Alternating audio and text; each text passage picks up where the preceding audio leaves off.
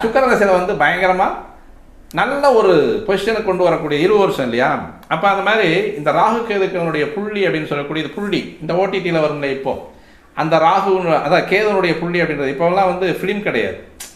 அது ஓடிட்டு இருக்கக்கூடிய அந்த சினிமா படம் அப்படின்னு சொல்லிட்டோம்ல, தியேட்டரில் ஓடிட்டு இருக்கக்கூடிய ஃபிலிமெல்லாம் கிடையாது. இப்போது ஓடிடியில் வரக்கூடிய சின்ன டிஜிட், அந்த டிஜிட்டில் வரக்கூடியது தான் கேது. இந்த கேதுவை வந்து ஒரு பூத கண்ணாடி வச்சு அப்படி விவரிச்சு விட்டோம்னா ஸ்க்ரீன் தான் ராகு. இதுதான் ராகு கேது. அது என்ன நடக்குதோ அதனுடைய அமைப்பை பூராமே கேது வச்சுருப்பான். நல்லது நடந்தாலும், சண்டை நடந்தாலும், வக்கரம் நடந்தாலும், மிகப்பெரிய கொலை பாதகங்களான செயல்கள் அந்த படத்தில் ஓடிட்டு இருந்தாலும் கேது தான் அதை சொல்லிக்கிட்டு இருப்பான். ராகு வந்து அதை பிரம்மாண்டப்படுத்திட்டு இருப்பான். அப்போ இந்த ராகு கேதுனுடைய புள்ளி அப்படின்றது வந்து இதுதான் இணைவு புள்ளி. அப்போ ராகு செய்யக்கூடிய பிரம்மாண்டத்தை அனைத்துமே தன்னுடைய கட்டுப்பாட்டுக்குள்ளே வச்சுருக்கக்கூடிய கேது, கேது கொடுக்கக்கூடிய சுருக்கத்தை பூரா விவரித்து கொடுக்கக்கூடிய ராகு. இது சமயம் பார்த்து அடிச்சுருவாங்க ரெண்டு பேருமே.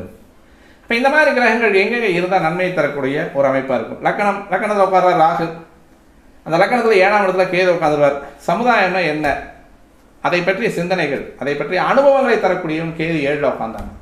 ராகு நான் இப்படியெல்லாம் போகணும், இந்த மாதிரியெல்லாம் இருக்கணும்னு ஆசைப்பட்றேன், பெரிய பெரிய வீடு கட்டணும்னு ஆசைப்பட்றேன், பெரிய பெரிய வண்டி வாங்கணும்னு ஆசைப்பட்றேன், வசதியாக இருக்கணும்னு நினைக்கிறேன். லக்கணத்தில் உட்காந்துருக்கக்கூடிய ராகு செய்யணும்னு விட்டால் தானே அது சாதாரணமான இடங்களில் உட்காந்தா கண்டிப்பாக அதை செய்ய விட்டுருவாங்க. ரெண்டு பேருமே செய்ய விட்டுருவாங்க. ரெண்டு பேருமே அந்த பர்மிஷன் கொடுத்துருவாங்க.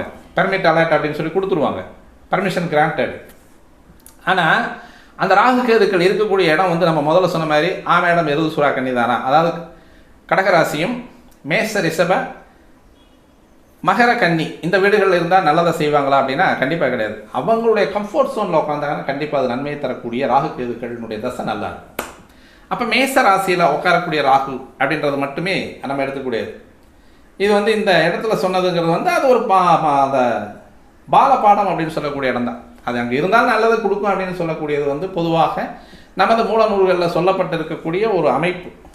ஆனால் இதை விட வந்து இன்னும் திருத்திய அமைப்பாக இருக்கக்கூடிய அமைப்பு மூல நூல்களில் இருந்தேவும் அப்படியே மருவி வந்து இன்னும் தெளிவான இடங்களில் உட்காந்தா எப்படி இருக்கும், அதே மூல நூல்களில் தான் சொல்லிட்டு வருது. நம்ம எதையுமே புதுசாக சொல்கிறதில்ல, எதையுமே சொல்லவும் முடியாது. கிரகங்களுடைய தன்மையை கணிக்க என்னோட வயசும் பார்த்தாது, அனுபவம் பார்த்தாது. அப்போ இதுகளில் வந்து அந்த மூல நூல்களே சொல்கிறது அந்த ஜோதிட சாஸ்திரமே சொல்லக்கூடிய அமைப்பு அப்படின்றது பொதுவாக ராகு கேதுக்களுக்கு 3, 6, 11 நல்ல இடமா இருக்கும். அந்த 3, 6, 11 உட்காரக்கூடிய ராகு கேதுக்கள் வந்து நன்மையை செய்யக்கூடிய அமைப்பாக இருப்பார்கள். அதுவும் கம்ஃபோர்ட் ஜோனாக இருந்ததுன்னா அவங்களுக்கு சாதகமான இடமா இருக்கும் பொழுது நன்மையை செய்யக்கூடிய ராகு கேதுக்களாக இருப்பார்கள். இதுதான் வந்து மிகப்பெரிய அந்த பயம் கடந்த அல்லது ஒரு தெய்வீகமான ஒரு மரியாதையை கொடுக்கக்கூடியவன் கேது, ஜபர்தஸ்தான வாழ்க்கையை கொடுக்கக்கூடியவன் ராகு எங்கெங்கே இருந்தார். பொதுவாக ராகுவிற்கு வந்து ரிஷப வீடு, உச்ச வீடு.